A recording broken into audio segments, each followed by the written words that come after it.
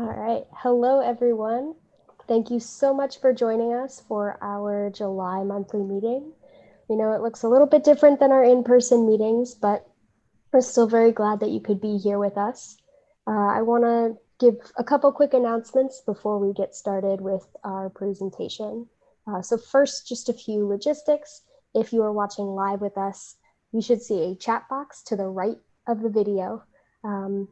Here's where you can comment with questions that you have during the presentation. We will be watching the chat, so we can answer your questions at the end, but feel free to put those questions in the chat box at any time during the presentation. Second, if you would like a copy of the slides that will be used for tonight's presentation, please send a quick email to Lee at lduffyledbetter@nami-nova.org. I'm going to type that really quickly into the chat box so that you can send him an email right now if you'd like the slides. We can also send them out later if you'd like them later. Just a few updates on things coming up with NAMI Northern Virginia. As you may know, each fall, NAMI Northern Virginia holds our annual walk to raise awareness and funds for our mental health programs. So this year, we have decided to go virtual, and we're teaming up with NAMI Walks events around the country as part of a National Day of Hope on October 10th. So we're going to share a lot more information about this soon and about how to get involved. But if you'd like to get started today by registering and beginning to fundraise, you can visit namiwalks.org/Northern Virginia. You can register your team and start fundraising now. If you are interested in being a team captain for the walk, you can check out our kickoff event on August 6th at 5 p.m. That's a Thursday, August 6th at 5 p.m. We'll be talking about different ways that team captains can build their team and fundraise this year. So if you're interested in that, you can send an email to walkmanager@nami-nova.org. So in a minute, I'll put both of those links in the chat as well so that you can check those out. I also wanted to let you know we will have another virtual monthly meeting next month on August 24th. Keep an eye out for more information on that. And then just to let you know as well, coming up in September, we're going to have a couple events, and sort of our theme for the month is going to be going back to school. So we'll have events and resources specifically for families of youth and youth who are heading back to school this fall. This is going to also include an Ending the Silence presentation. So again, follow us on social media or join our email list to learn more about those upcoming events. So now I want to turn it over to our presenter for the evening. We are so excited to have Kelly Henderson with us. Kelly is from Formed Families Forward, and tonight she is talking about building trauma-sensitive environments. So I am going to pass it on to Kelly. Great, thank you very much, Megan. I'm gonna, I think, try to share my screen. Hopefully this will go smoothly. Let me know if I'm not showing my screen. Okay, great. Thanks for the thumbs up. Love that affirmation. So good evening, everyone. Thank you for inviting me to share with you at your monthly meeting. I'm really pleased to be here. My family is a long-standing fan of NAMI, NAMI of Northern Virginia, as well as NAMI of Virginia, and we have received lots of support and services personally and professionally through our organizations. We've had some really wonderful opportunities to partner with NAMI of Northern Virginia. So appreciate the invitation and appreciate the opportunity on this very hot day here in Northern Virginia to share a little bit about trauma. We're at sort of a juncture this year where the word trauma is floating around a lot in new contexts. And so it seemed like a really great opportunity to talk about building trauma-sensitive environments as we think about surviving the summer and moving into fall. I was glad to hear Megan talk about back to school. That's certainly weighing on a lot of minds of families that we work with. So let's get started. I am with Formed Families Forward. So just a little bit about us. If you're not familiar, we're a family-led and family-run resource center in Northern Virginia, and we focus a lot on training and direct support to foster, adoptive, and kinship families in Northern Virginia who are raising children with special needs. We do our work almost all free of charge to families.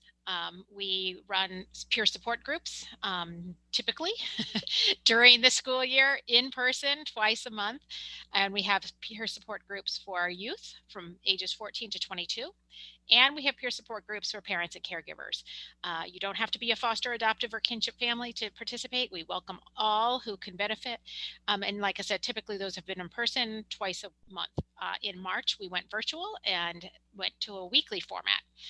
We are taking a break for summer, but we will start back in fall. So if you have a youth in your life who might benefit, or you yourself as a parent or caregiver could benefit, you're more than welcome. Our groups are facilitated by professional clinicians, so a little bit different model than NAMI of Northern Virginia's wonderful support groups. So just another option for you. And again, we do have teenagers 14 on up in our youth group, so that may be a new option for you. We do a lot of consultations working directly with families, spending a lot of time on the phone or in person, problem solving any challenge that family may be having. We help navigate systems. We run classes. We run some middle school classes. We run some parenting classes. We do a lot of events and single time trainings, and we have a lot of resources. We have a really great website, if I do say so myself. The website there at the bottom of the slide. We also have a pretty active Facebook, so if you're a Facebooker, please follow us. On this topic of trauma, I did want to mention. Well, excuse me. Before I do that, I did want to just mention that we have a new program in this COVID world. We have a brand new program called Respite to Recharge, and that is right now for Fairfax and Falls Church kinship families. So that's typically a relative or close family friend who's raising a child that's not their birth child.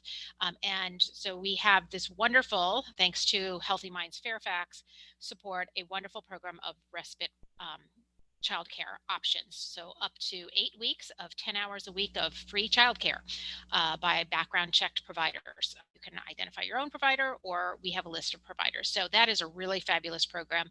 If you know of a kinship family or you are a kinship family, we would love to talk to you about that program. And again, more information at our website. Now on to trauma. So we are a participant in 4 of our Northern Virginia local trauma-informed community networks. And we're going to talk a little bit about that in my last slide today. Actually connects you to those 4 if you live in one of those communities or work in one of those communities and would like to be a participant in one of those networks. You are more than welcome. The network is really an opportunity to, across disciplines and across roles and across silos, come together around creating trauma-informed communities. So it's a really great opportunity. Each one operates independently and sort of has their own schedule and way of meeting. But they're a really nice way to sort of dip your toe into the world of trauma. We at Form Families Forward are part of the ACE Interface certified trainers cohort in Fairfax, and often join our colleagues at agencies and other organizations to train on ACE interface. If you don't know what ACE is, don't worry, you'll get there today. We also have produced a set of 3 training videos and accompanying fact sheets, one of which you will watch today, that focus on understanding trauma, addressing trauma, and building trauma-sensitive schools. And there's a really quick avenues and tools for sharing a little bit about trauma or spreading the word about some of the needs in the area of trauma. So they're good tools if you would like to share with colleagues, friends, family. We are a partner with NAMI in Northern Virginia on a Northern Virginia Family Network, which is a group of nonprofits, often led by families or family-driven nonprofits that serve a whole variety of families with children and young adults with special needs. So we're thrilled to be partnering with NAMI in that network. We also have a big education sort of role, and we are a partner to what's called the Virginia Tiered Systems of Supports, which is a multi-tiered education systems change effort across the state. If you are a parent of a child in school, you may have heard of multi-tiered systems or VTSS or MTSS or even positive behavior interventions and supports. Those are all sort of pieces of that same approach. And so we do is try to bring the family voice to those implementation efforts. And then most importantly, I come to this work professionally because I've been a special educator for decades and decades and decades, was a special ed teacher, and have taken many roles in special education, and now I'm adjunct faculty at George Mason teaching teachers. I'm a director of Warm Families Forward, but most important, I'm a mom to three boys, ages 16 to 22, all of whom have mental health diagnoses and challenges, and a variety of other special needs. And two of them joined our family through foster care and adoption. So that's very personal and it's professional for me. So we sort of live what I'm going to be talking about on a regular basis. So again, I'm thrilled to be here. Just talk a little bit about trauma. This is so hard remotely to know where people are coming from. If you have experience in this, I'm going to do a little bit of background today, a little bit of familiarity. Again, I'm going to show a video that sort of covers a lot of things in a short amount of time. Then we're going to get into a little bit more of the nitty gritty of building resiliency and what does that mean and what can we do and what can we do as a community to create settings and sustain settings across silos that are trauma informed and trauma sensitive, because I think that's really where the rubber hits the road. So I do pull on a lot of school examples because that's a lot of what we do. So you'll hear a little bit of that. You'll see a little bit of that in video. But what I'm talking about really does apply across service sectors. Trauma. I know this audience particularly is going to be very familiar with what SAMHSA is, the Substance Abuse and Mental Health Services Administration, which is our federal agency that helps sustain and launch lots of good mental health and behavioral health services and supports. And so their definition, and this is a fairly common definition, fairly widely accepted definition, focuses on 3 E's. So trauma refers to experiences that cause intense physical and psychological stress reactions. It can refer to a single event, multiple events, or a series of circumstances that is experienced by the individual is physically or emotionally harmful or threatening and has lasting adverse effects on that person's well-being, and that's well-being across domains. So the 3 E's help us remember and bring home sort of this definition of trauma. First, something's happened. It could have been a single time, an acute situation. It could be big in our world, or it could be very narrow in our individual life. But something's happened, and that is experienced by the individual as harmful or threatening. And I think that E, that's my personal favorite E, is the experience, because it reminds us that there is no universal trauma, that we all bring our own experiences, we bring our own skills, we bring our own resources to an event or series of events, and that helps shape how we respond to that event. So experience is really critical. So we need to be careful about drawing broad brush conclusions about any single event being traumatic for everybody, because it really is it is an interpretation by that individual.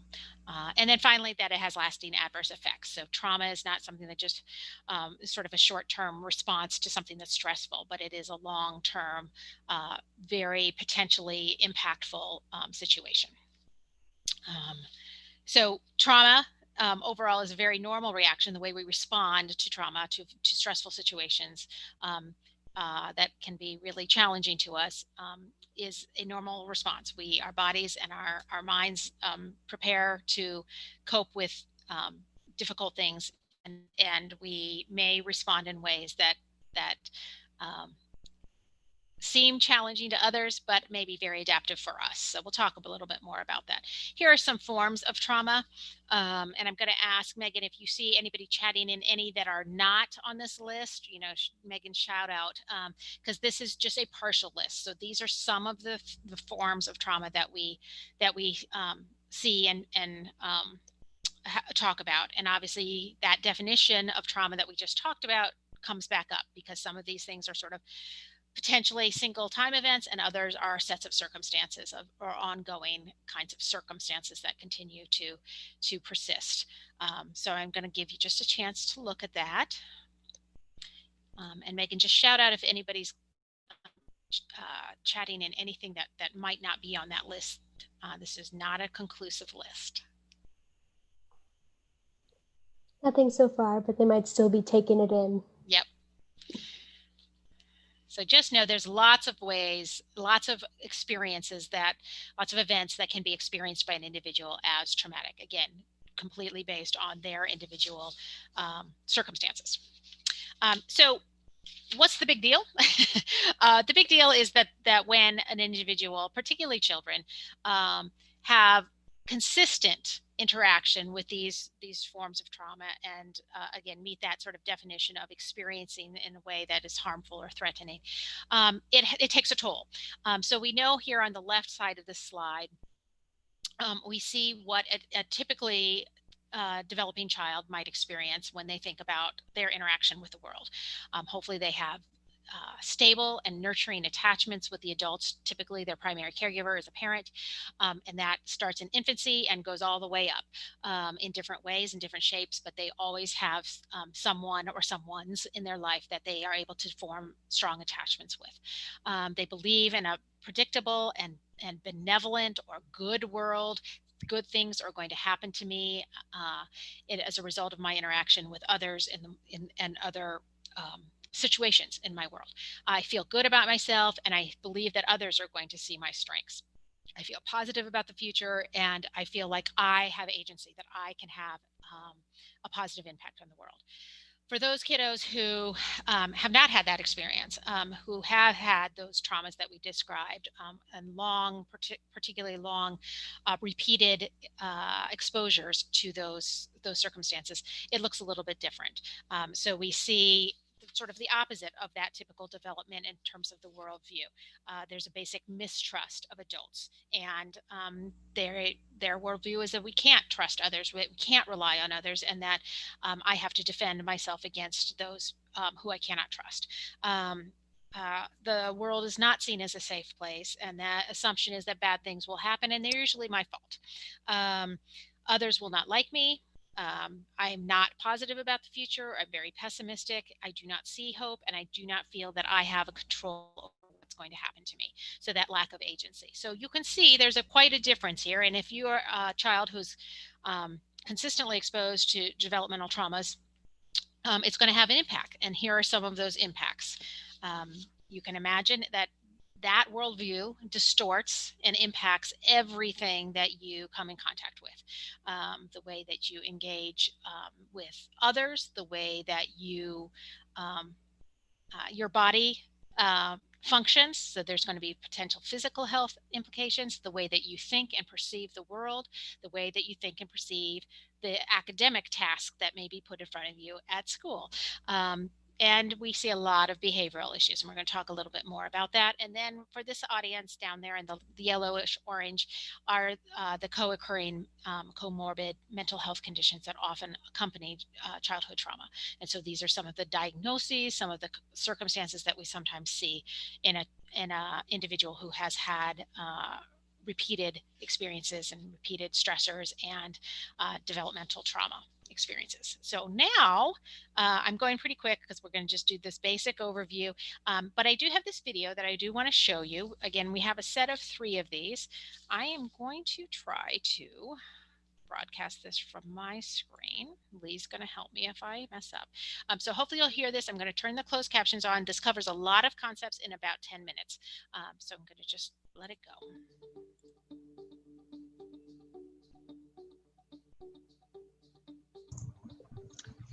Hey, Kelly, you might need to minimize the PowerPoint. I think that trauma can be kind of tricky growing up with it and not learning until.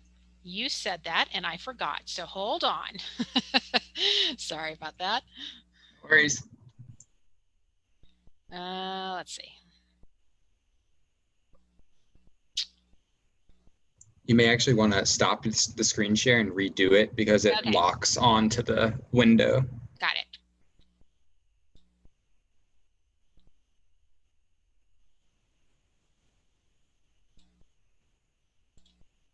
You told me all that, and I promptly forgot, so I apologize. Let's see here. I know. This is life in 2020. Everyone knows. How's that? We're good now. Yep, okay. looks good.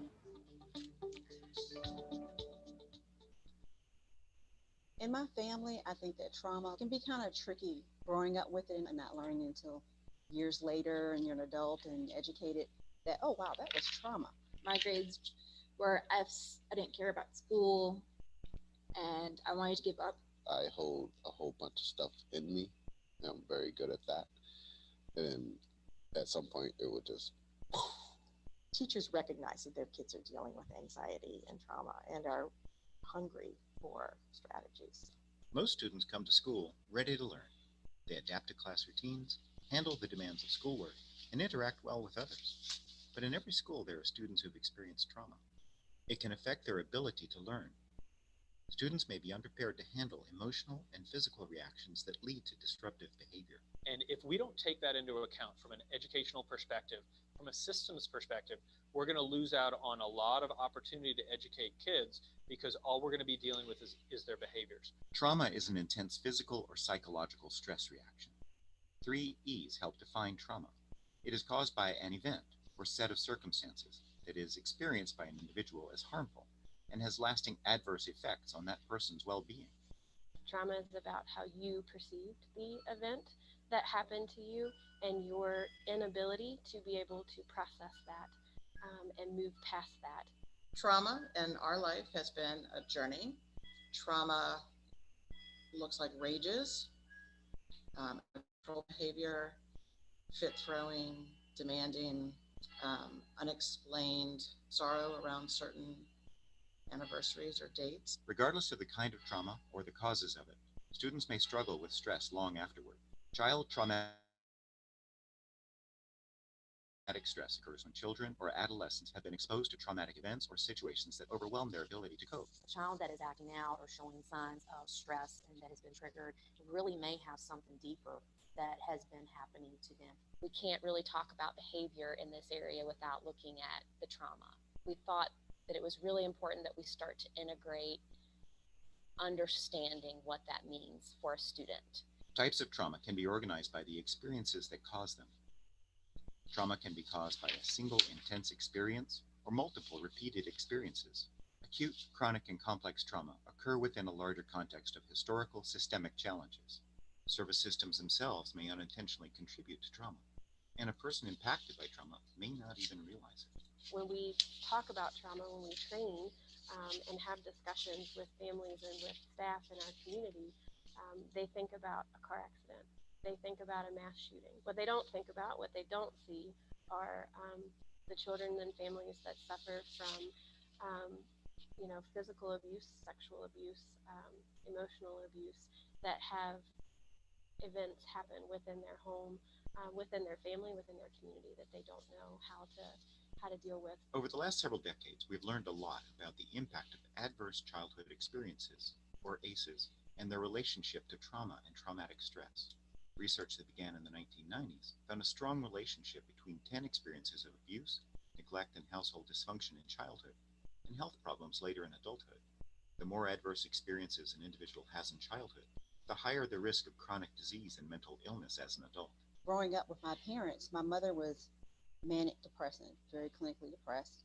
Eventually, I ended up working for a local social services, working with children in foster care, adoption, and post-adoptions. We talked about ACEs, adverse childhood experiences, and I remember the first time I took it, I was like, wow, I have a high ACEs score.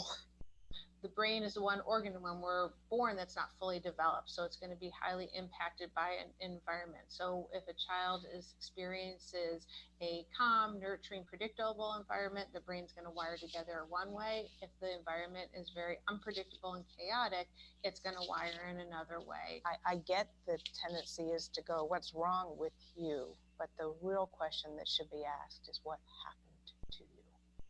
We were fortunate enough to have visited my twins in Guatemala when they were 8 months old, and we could visibly see that they had had signs of neglect that were critical in their development. and it actually explained a lot of their behaviors that we were seeing in the home. One way that we conceptualize the experience of trauma and the experience of being triggered into that survival response is just a simple model with our hands. And if we take our thumb and wrap it in here, it's simply your downstairs brain. Most importantly, it's your amygdala, which is your fire alarm, and it lets me know when there's danger and sets off a cascade of events in my body that lets me react and respond to that danger. Then if I take my fingers and wrap them down here, it covers my downstairs brain. This is my upstairs brain. All sorts of beautiful things happen up here. Relationship building, problem solving, learning, and I want that to be there. I want that to be the filter so my downstairs brain stays in check. Every once in a while, when I get triggered, for good reason or bad, I flip my lid. Boom, or pop off, or explode. The only time I do that is if I'm holding in so much. Sometimes it will come out in tears, or I'll just go crazy. And one of the biggest factors of someone flipping their lid is anxiety. So not knowing what to expect next. So if every night when I'm going to bed, I'm worried about my safety, the problem is the more often that happens on an ongoing basis, I can't turn that off. So now at 10 o'clock when I'm in the school setting, I don't feel safe because I don't ever feel safe. And from our teacher's point of view, trauma impact looks like basically the fight, flight, or freeze. Do I have students in my class who act up because their behavior is triggered either by internal stressors or by challenges in the classroom? So with my kids, the triggers that we've noticed so far are close proximity. So if a child comes up and grabs them and hugs them, as children do at around 8 or 9 years old, they explode. They immediately melt down. They begin acting out aggressively. Some students might have very big behaviors where they get really aroused. They might start to get in fights or have other problems with peers. And other kids might kind of more fly under the radar or kind of check out, seem like they're not involved or they're unmotivated or don't care. School is focused obviously on learning and academics, and if you're still trying to survive in the world you're in, to learn on top of that is really impossible. In the beginning of the year, I didn't want to try at all. I just wanted to get through the school year and be done. So I was like, not really there, but there. When you're caught in that mode of having to be in survival mode, can't also be in a growth mode. And so that inhibits your ability to learn, to take in information, because a lot of your energy is going to paying attention to the environment around you. A student responds in a completely different way when they understand the why. There's nothing wrong with me. I'm not a bad kid, but I've been through something that's impacted me in the way that I see things, the way that I learn, the way that I react, respond. And now I understand a little bit more. One thing that I've learned to counteract trauma is having an adult in your life that's constant and that is supportive throughout your childhood and your life. I had my father who was always there, and I had my grandmother. Even though I do feel like I have a pretty elevated ACEs score, it doesn't mean that there's not the resiliency in you or those protective factors that counterbalance that. My grades were Fs. I didn't care about school and I wanted to give up. And now it's A's and B's and C's and me trying harder to graduate. I started to see my grades change and I was like, wow, if I had actually tried in the beginning of the year, maybe we would be on a better road. And it was just all changing and it felt great. Getting to the point where things feel great can take time and patience from students, families, school personnel, and others. Knowing about childhood trauma and its impact helps in the classroom, and it helps in life. And there are ways to counteract the effect of childhood traumatic experiences. Doing that starts with understanding trauma and a willingness to use that knowledge to help at home and in the classroom.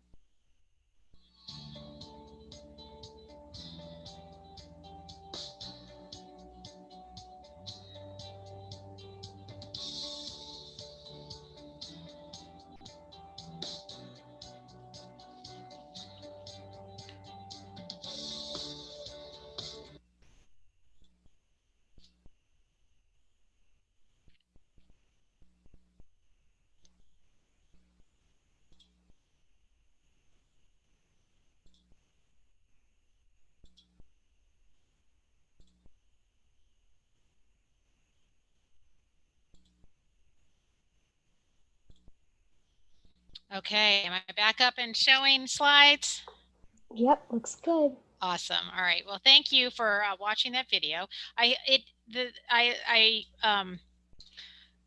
don't always love showing videos during a virtual presentation, but that covers so many concepts. I like to show it because it's quick and we don't have to get into more and more slides on some of those basic concepts. So I did want to mention and give a shout out to the Adverse Childhood Experiences study and the work that is being done around ACEs. We're not going to talk about that tonight. That could be a session all unto itself.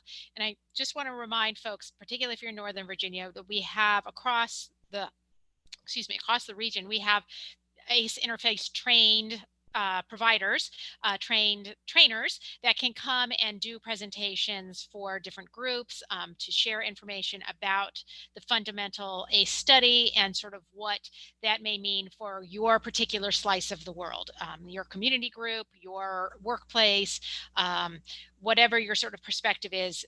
The ACE study is probably has some impact, and there's a curriculum there, and again, trained trainers across the state, but here in Northern Virginia, a lot of those are facilitated through the trauma informed community networks that, again, I'll give you links to at the end of the presentation. So we're not going to talk a whole lot about ACEs. We are going to I'm going to highlight a couple of the concepts that were introduced in that video to just really hopefully drive home some of the reasons why we are really focusing on the need to create trauma sensitive environments, and how that can help the people in our lives, or the clients you work with or the families that you connect with. So this is a great image, and it's probably on your screen. It's small, but you notice the site is there, nicabm.com, and you can find this image for yourself. But you saw in the video the gentleman talking about flipping one's lid, and that's a common way that we use to explain dysregulation to young kids, well, to all kids, and sometimes to parents and caregivers too, and sometimes to people that are working in the field. It's just an easy way to sort of have a visual understanding of our neurology, our basic systems that are in place to keep us safe. And so we sometimes talk about a lower brain, which is this limbic system at the very core of our brain stem, that really talks about regulating our bodily functions. And when we are engaged in this, when this part of our brain, our lower brain, here it's called reptilian brain, is sort of in activity, then we are often focused on survival, and we're focused on maintaining. And so we sometimes see things like behaviors like a fight, flight, or freeze response, which again was mentioned in that video. But if you continue to take this analogy and talk about this upper brain, here is in the yellow and the blue, and the upper brain is where we have higher mental functions, where we do problem solving, we're able to regulate attention and our feelings, and to do more of that complex thought, the abstract thought, begin to have empathy for others, begin to connect and develop what we identify as sort of loving relationships, and being content and satisfied, and again, more like that typical worldview that we saw at the beginning. And so an easy way to explain that, as was shown in the video, is this is our ideal brain, and we have all cylinders are firing, and we are regulated. That upper brain is doing its job of helping us solve problems, helping us learn, helping us connect to others. But there are times when that doesn't happen, and our lid is flipped. Sometimes we're triggered. Sometimes we're triggered for a long period of time, and we exist like this for a while, particularly some of our kids that live in sort of chronic trauma states. And over, and we're sort of just surviving. We are you are in a sort of a constant state of fight, flight, or freeze. And so we really work to talk with kids and families about making sure that we are able to use that upper brain when we need to, and sort of making sure that when that lid is flipped, that we have strategies for coming back into regulation. So this is just a nice, more detailed image of explaining the brain functions and the different areas of the brain that are activated. So I'm going to just try to be a little interactive. Megan, again, I'm going to ask you to look in the chat box if anybody is willing to share a little bit about what might your flipped lid look like? Here are some examples of things that we see in our kids, sometimes we see in ourselves. And I'm going to ask you to think about anything that maybe is your go-to reaction, or even more recently with our COVID environment, are there certain things that we're seeing more frequently in your home, in your workplace, in the work with the clients that you may have? So I'm just going to pause for a minute. I think their video is a few seconds behind, so I'll give them a couple seconds, but I'm happy to share mine. I see eating and sleeping on that list. That's definitely two of my big go-tos is lots of eating and sleeping for sure. Yeah. There's definitely been a lot of talking about the COVID, the COVID snacking that is happening, and so sometimes we do see that's a reaction that may be, again, functional in the moment, but maybe sort of a response when we're not as regulated as we could be.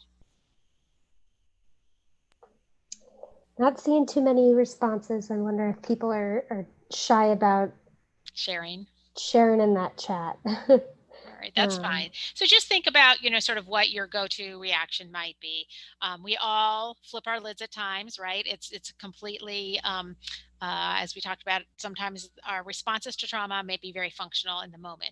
And we can think about a little kid who is put in a situation that they don't like, they don't feel comfortable, and they don't feel safe. And so they have a tantrum, and as a result, they're escorted out of that situation. And so that sort of flipped lid may be very functional in the moment because it allows that child to escape that challenging situation. And so we just need to be aware of our triggers and have strategies sort of in our back pocket to be able to cope with those when that flipped lid is causing us or causing others problems. So this is sort of a little bit more of a deep dive into what that flipped lid actually looks like, and where we want to move our clients, our family members, our kiddos. And so this is a graphic description of sort of the resilient zone between the dotted lines is where we operate emotionally. And you can see the curved line, the gently curved line. We have some ups and downs, and I'm going to forward to another slide. Every day, every person in their sort of typically developing interactions with life are going to have ups and downs. There are going to be things, there's times that we're worried, there's times that we're upset or scared or angry, and there's going to be times where we're happy or joyful or feel connected. And there's sort of always this sort of little up and down that we do even on a daily basis.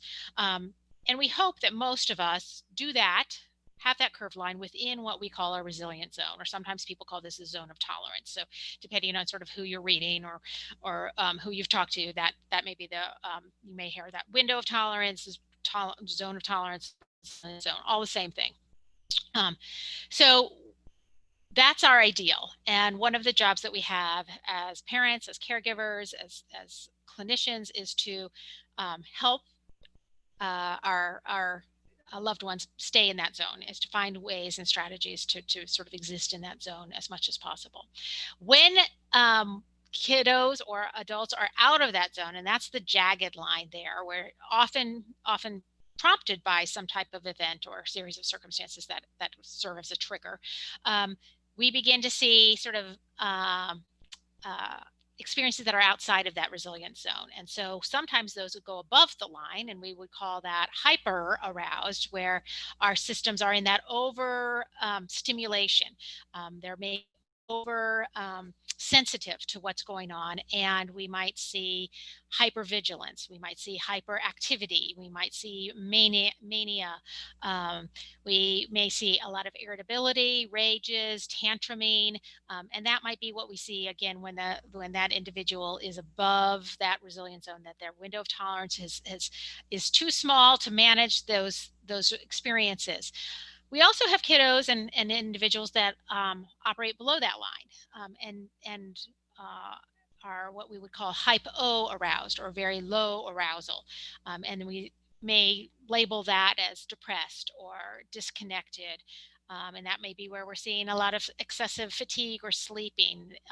That may be the freeze response versus the fight response that we would see in the hyper aroused. So I hope that makes some sense. Again, the idea that this is, many of these are normal responses to a trigger, but our goal is to help kids and all of us function within that resilient zone. Again, we have those ups and downs, and here it just gets into some of the more neurological language about sympathetic and parasympathetic systems. But we really want to help our loved ones be in that resilient zone, or that window of tolerance, because that's where, again, that upper brain is in play. We're doing our good problem solving. We are connecting with individuals. We're flexible, we're adaptable, we can handle the stresses that come along, and we're being responsive rather than reactive. Some of you in the audience may be school people, and you've heard this term executive functioning.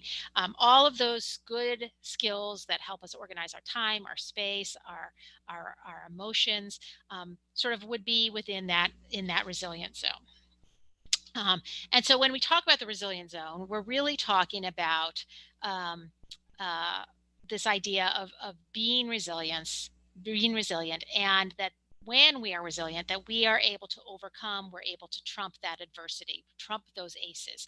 And so very simply, the definition of resiliency is that ability to thrive, adapt, and cope despite the stressful times. And you can think in your own life, I'm sure right now with this COVID, because it's very up close and personal, you can think of maybe people in your home, people in your extended family, people in your workplace that are despite these challenges, living within that resilient zone. There's going to be ups and downs, and little things come along, like learning that your kiddo's not going to go back into school in person, for example, for a while, and that may be an adversity. It may be challenging, but you sort of are able to live within that zone. And then you can probably think of individuals in this era of COVID that are not doing so well in that zone, and maybe popping up out of that zone, or indeed not being hypo-aroused and not even making it to the zone of arousal that is effective. So you can see this in an everyday interactions with those that you love. The good news is we can help kids and individuals and ourselves be in that resilient zone, and expand that window of tolerance, and live within that window of tolerance more often than not. So what do we need to do that? Well, we know these things. We know it. We have lots and lots of research about protective factors, and about strategies that bring families and family members and others to resiliency. And that's really being safe. You have to have a sense of safety, and that's physical and emotional safety. Individuals need information. You heard in the video the school staffer talk about how the interaction with kids who begin to understand their history and understand what has happened to them changes the scenario completely. That they don't see themselves, their self-image begins to be altered, and they begin to see themselves in a different way, that they're not these bad kids that everybody's sort of pointing the finger at all these years, but they're beginning to understand that their reactions to the circumstances of their life have brought them to this place. We need to give individuals healthy coping skills, and so that's often a teaching task, a teaching and reinforcement task. We want to instill hope and optimism. We, again, thinking about those two world views, we really want to move and support families and members of our communities to that sense of hope and optimism, that the world can be a positive place, and that you can have an active role in that, and you have agency. And as was mentioned in the video, and probably one of the most important protective factors, is that relationship. In fact, many would say it is the most important protective factor, is the connection. We talked about the importance at an infancy of having that attachment with a caregiver, and that continues throughout one's life. It obviously looks a little bit different, but then the importance of having a connection with at least one other individual who you are bonded to is really huge. And so in short, people really need these three things. They need to feel safe in all of those aspects of safety, capable. They have to feel that they have agency and are able to change, and that they're worthy of love, that somebody is their number one fan. So I just want to say that we sometimes hear in the school world, and I assume in other domains as well, that there's, all this focus on trauma-informed practices and trauma-sensitive strategies. And the one thing we really want to the message we want to send home is that these strategies benefit those who really need them particularly, but they don't hurt anybody. They're good for everybody. They're sort of a universal precaution, but they are absolutely necessary for those who have had trauma histories. So good for everybody, critical for those who need them and have had these poor experiences. Again, relationship is really critical, and it is indeed the foundation of resiliency, having that close bond with at least one adult in a caring role. That could be a parent. Hopefully it is a parent and caregiver where that is established with our kiddos. It may in some situations be somebody outside of that immediate caregiving role. So I just want to, the other thing I really want to leave with today before we get into what trauma sensitive organizations and systems might look like is this idea of looking at behaviors in a different way. And so this is just one way of, there's lots of iceberg images out there, and you've probably seen this in other areas of the mental health world. What we see above the waterline are behaviors. We see behaviors and responses that in often cases, when we're talking about children, don't look particularly positive to the adults or even the other peers in their life. And so those are things that tend to be what people get upset about and concerned about. And we want to remember that there's a lot under the waterline, what the child is bringing to the situation, what those feelings are, those emotions are. And so if we don't look below the surface, we sometimes miss opportunities to really have impact on changing what we would call behaviors of concern or responses that are not particularly resilient. So just a reminder that behind every behavior is a need. Behaviors communicate need. And so we really want to think and dig and we sometimes call it be the detective. When we're seeing a behavior of concern, we want to dig deeper. We want to ask questions. We want to, as one of the presenters says, get curious and begin to think about what might be happening under that waterline.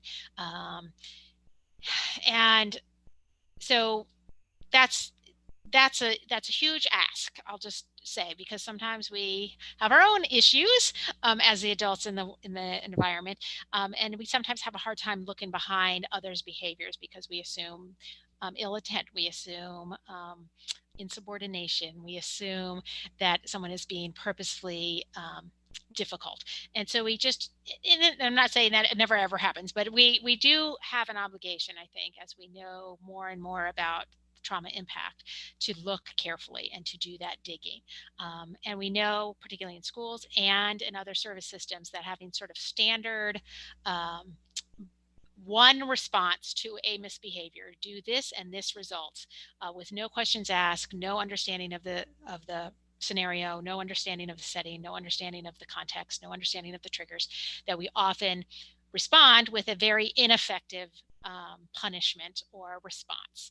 And so we really need to respond to the need, figure out what the need is, think of, sometimes we talk in education circles about the function of the behavior, and then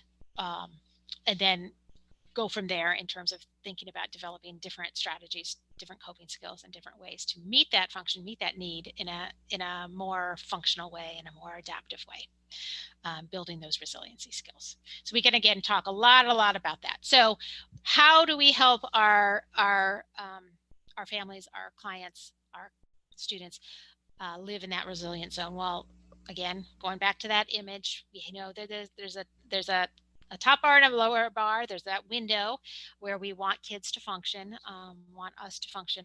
So we have two options. We can make the zone larger, and that's a really big ask because that talks about systems. That's where we were then talking about how have we structured our policies and our practices and our systems in a way to make that zone larger, to facilitate a larger zone, to be more tolerant. And there are some strategies there to begin to think about that. We really need to foster the sense of safety. And so we may be a little more tolerant of some of the things that we're seeing and hearing. We want to really foster trusting relationships because, again, that's the foundation of all resiliency. For some kids and adults, sensory overload can be a surefire trigger to get into that hyper and sometimes hypo, but often hyper aroused mode. We want predictability, we want routines, we want expectations that are clear, very explicit to our loved ones, and we want to be as consistent across settings as possible. So getting trauma informed in one area of life really is good, but it's not necessarily going to be sufficient if we're not echoing that in other parts of the life. So I'm going to use a school example because that's what we know best, getting a wonderful trauma-informed classroom, but that kid goes off to the cafeteria where the people in that cafeteria or the after-school program are not trauma-informed, isn't going to solve all of our problems, and it's not going to help that kid stay in that zone. It's not going to help enlarge that zone enough to sustain that child. And then the other option to keep us in a resilient zone is to return to the zone after dysregulation. So how do we help kids get back to that zone more quickly, more effectively, more efficiently? And so these are some strategies that you can use to help that kid return to the zone. And again, I return to that flipped lid. We want to talk about these things when the kid and identify those safe strategies and begin to help that child return to regulation. Not when that lid is flipped, because when that's happening, they're not going to be receptive necessarily to deep problem solving. So you really do need to think about when you're having these problem solving conversations, and they're most effective when that child is returned to that zone of regulation, even for a short while, and begin to have those conversations. This is just, I thought I'd throw this in because we are in this COVID era. So here are some pandemic-friendly self-regulation activities. A colleague of mine put these together, and it's just a way, and you've probably seen these in other mental health contexts when we talk about anxiety and dealing with anxiety. But these are things that you can actually do sort of even within stay-at-home orders and quarantine, things that you can do that may help you stay in regulation, bring you back to regulation, and help kids and other loved ones. So I'll just leave those with you. Some could be very quick, some may take a little bit longer. And I want to move on and just end today's session with a little bit of a systems view, because I think as we have lived with this COVID situation, it is a reminder that we want to do our very best to create systems and structures, communities that are trauma informed. And so we look again to SAMHSA. We had those 3 E's and now we have 4 R's. So this is the SAMHSA definition of a trauma-informed organization. And this can be, I want to point out in the green text there, a trauma-informed approach can be implemented in any service setting or organization. I'm going to pick some school examples because, again, that's where we do a lot of our work. But this can be applied to any service sector. So think of your workplace, think of your after-school program, think of your extended family as a system, think of the service systems that you touch. Maybe it's the court system, maybe it's social services. Whatever the service system, all of those should be amenable to these 4 concepts. And so an organization or a system to be trauma-informed needs to first realize the widespread impact of trauma and understand the potential paths for recovery. And so this is really the awareness phase, right? This is where we need to build awareness. And you're watching this, so you're already well on your way. If this is new information, you're already well on your way to realizing that. And spreading awareness.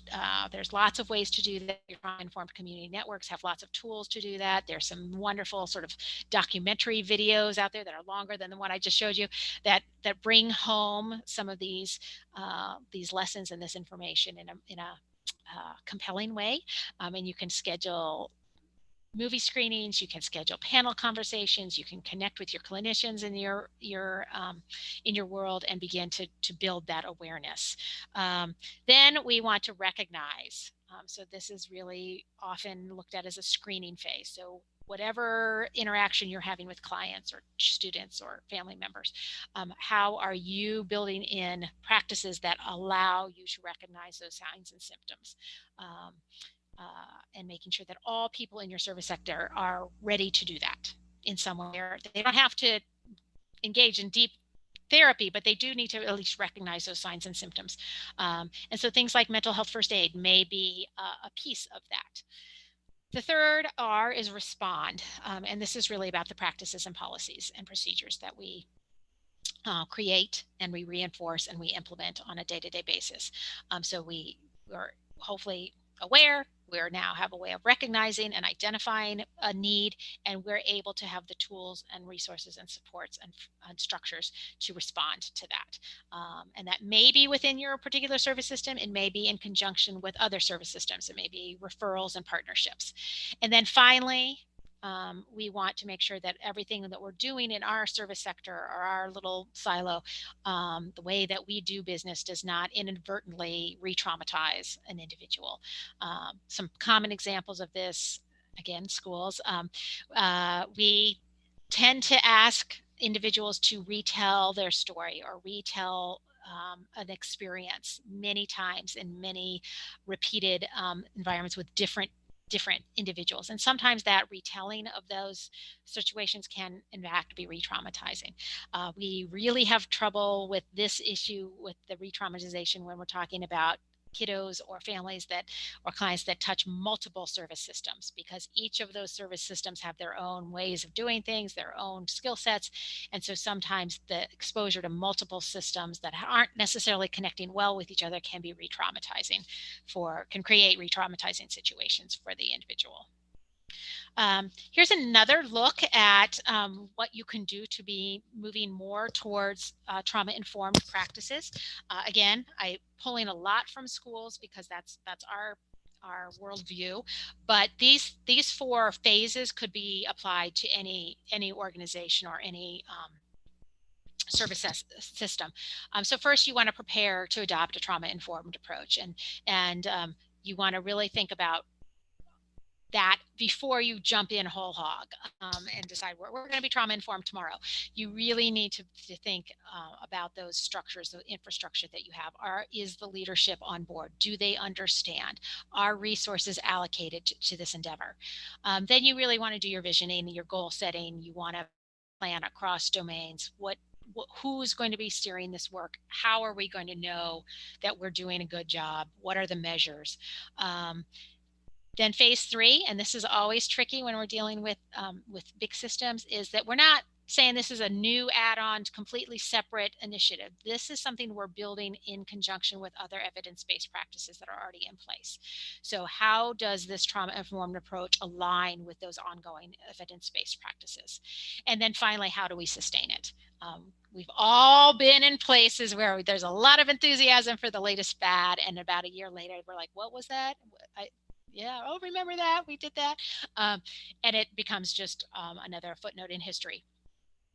And so this phase 4 is really, really important. Did we collect the data we need? Did we identify the goals? Is somebody or some group of people helping us examine that carefully, refining the plan, and how are we engaging with our stakeholders? I would make the argument that all of these phases should engage a variety of stakeholders, but particularly that sustaining. How are we knowing and validating that what we're doing is actually helping the community that it was designed to help? Another thing, just another sort of systems approach, is in that assessment, particularly in the assessment of where we are, where do we want to go. I offer these 3. I saw this and I really liked these key components as we think about how we're measuring and preparing for taking on this new opportunity to be trauma informed. Is to think about workforce development. How are we getting our staff, our colleagues, ready and up to up to the moment with the information and knowledge that they need. Then how are we looking at our trauma-informed services? So thinking staff, thinking services, and then our bigger policy context. What are our organizational policies and practices that promote trauma-informed communication and collaboration, and again, that connection perhaps to other service systems. So just another way of looking, and you can find more information at that organization's link, but it's just a different way of beginning to think about the aspects of being trauma informed. Again, it's not going to happen tomorrow, so we really need to think about that. And again, pulling on some school examples, this is just an example of some of the elements that might be involved. Some of them are workforce, some of them are policy, some of them are practices that would go into becoming a trauma-informed school system. And so again, that's the lens that we most often work with, and you can see those stages of realizing, recognizing throughout here, having the training of staff, thinking about our policies and practices, and then having the data. Are we going to really think about how we're measuring what we're doing and who we're connecting with? Are we partnering with families? Are we partnering with other community agencies?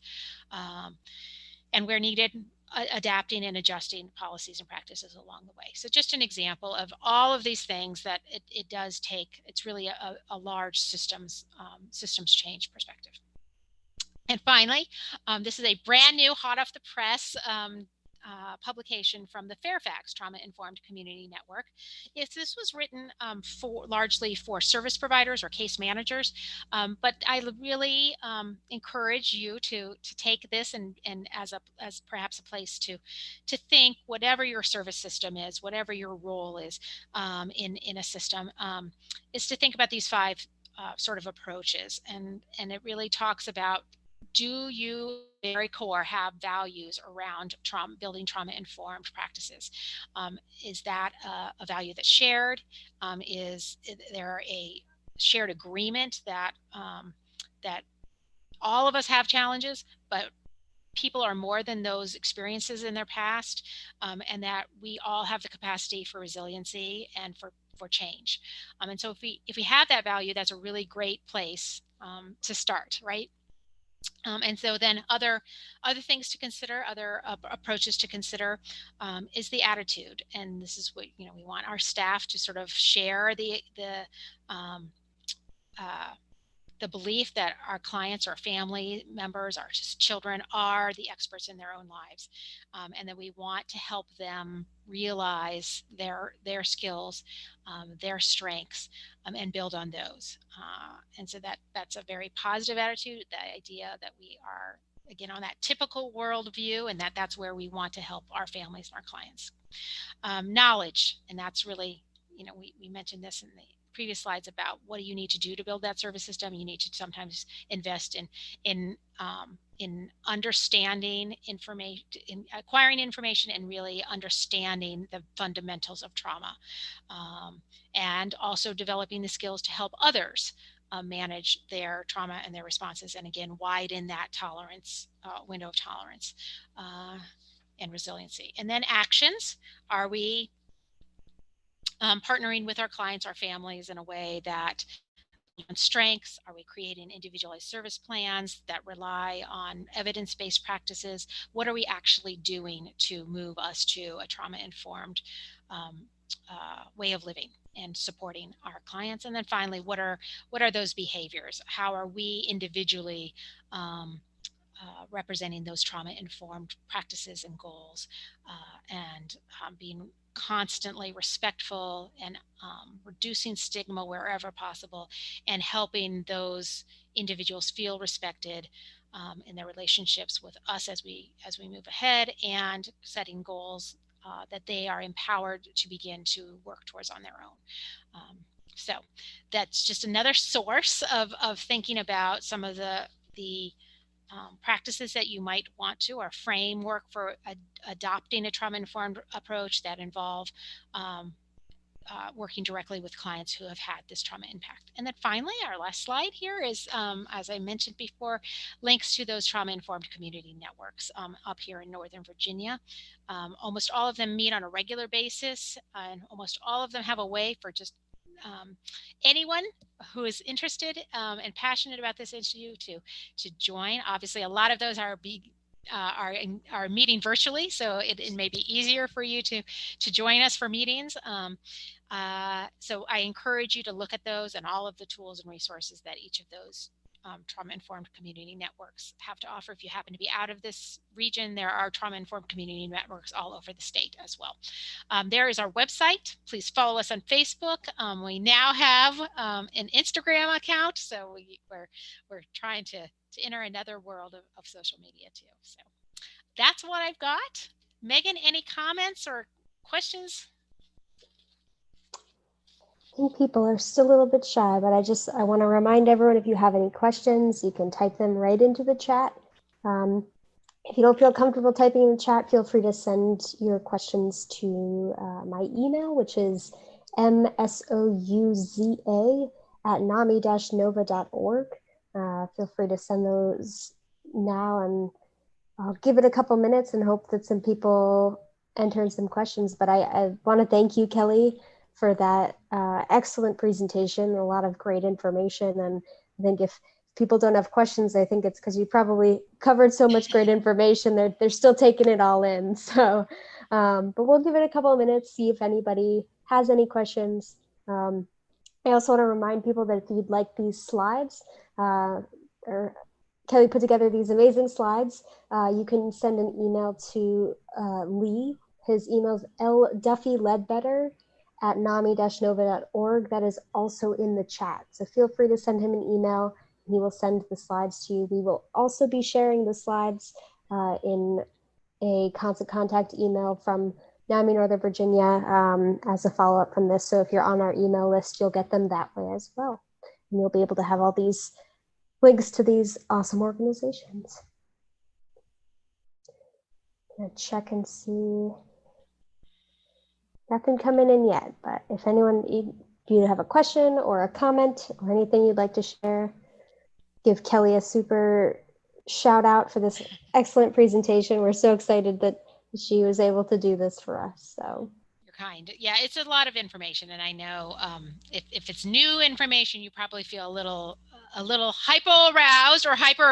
But I wanted to at least share some of the system stuff as well, because I know NAMI does such a wonderful job of connecting with so many service systems and clinicians and family members that are connected with so many service systems. So I do think it's a laudable goal that we are moving our service systems more towards trauma sensitive practices and trauma informed approaches. So it's a work in progress. Yes. Absolutely. All right. I'm not seeing any questions come in. I'm hoping that means that people are just taking in all the information and not that it's just not coming through.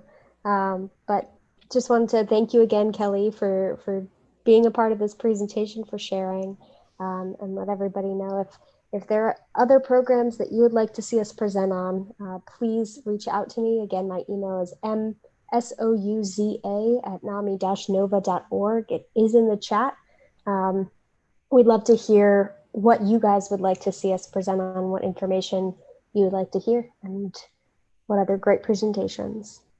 So thank you all for joining us, and I hope you have a wonderful Monday. Thank you.